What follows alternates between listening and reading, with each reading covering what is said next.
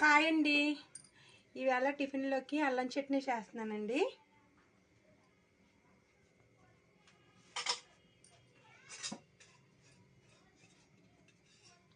Oil వేసుకోవాలండి.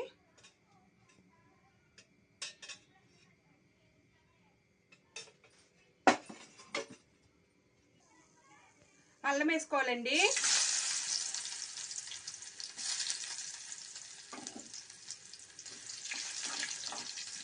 అల్లం brown కలర్లో బాగా వేగాలి.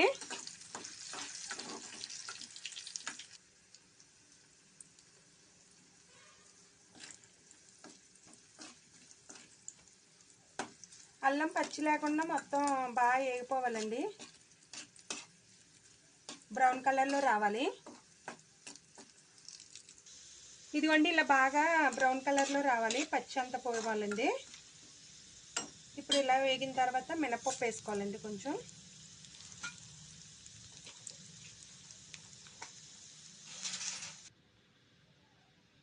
ఒక స్పూన్నర ధనియాలండి, 1½ స్పూన్ అండి. ఇవి బాగా వేగాలండి.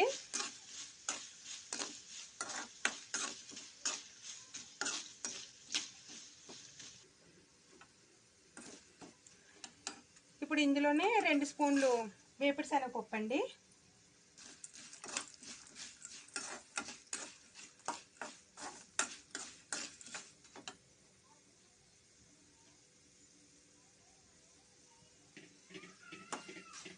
ఒక 4-5 ఎండుమిరపకాయలండి.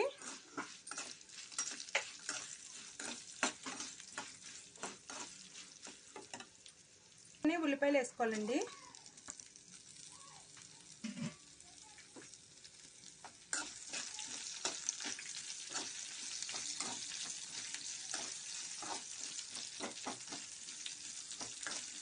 ఒకసారి ఇలా ట్రై చేయండి, చాలా బాగుంటుందండి చట్నీ. అయితే మా పిల్లలకి చాలా ఇష్టం అండి.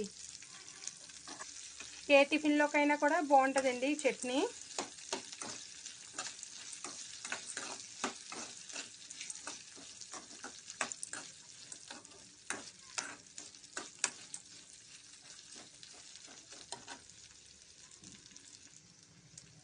ఇప్పుడు కరివేపాకండి.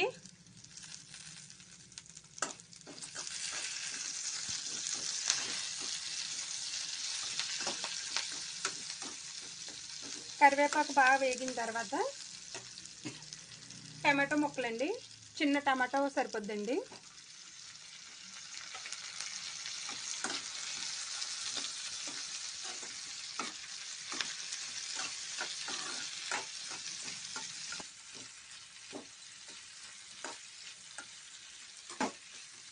టమాటా బాగా మగ్గాలండి, మెత్తగా మగ్గిపోవాలి.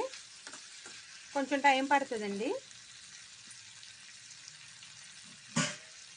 ఇప్పుడు ఇందులో చింతపండు కూడా వేసుకోవాలండి. కొంచెం, ఎంతో కాదు కొంచెం అండి. ఇంత చింతపండు సరిపోద్దండి. ఇదిగోండి పొట్టు వలిచిన కొన్ని వెల్లుల్లిపాయ రేకలండి.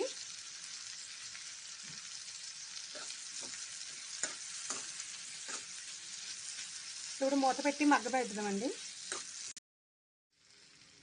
ఇదిగోండి ఇలా మొత్తం టమాటా పేస్ట్ కింద అయిపోవాలండి. ఇలా బాగా వేగిపోవాలి. ఇలా ఉండగా మనం గ్యాస్ ఆఫ్ చేసుకుందామండి. గ్యాస్ ఆఫ్ చేసుకుని చల్లారిన తర్వాత మిక్సీ పట్టుకుందామండి. చల్లారిన తర్వాత మిక్సీలోకి వేసుకుందామండి. రుచికి సరిపడా ఉప్పు అండి. ఇందాక ఉప్పు వేయలేదు.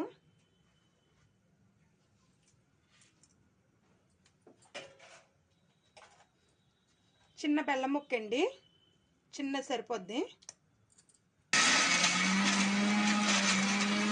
మిక్సీ పట్టుకుందామండి చట్నీ. ఇదిగోండి నలగపోతే కొంచెం వాటర్ వేసుకోవచ్చండి.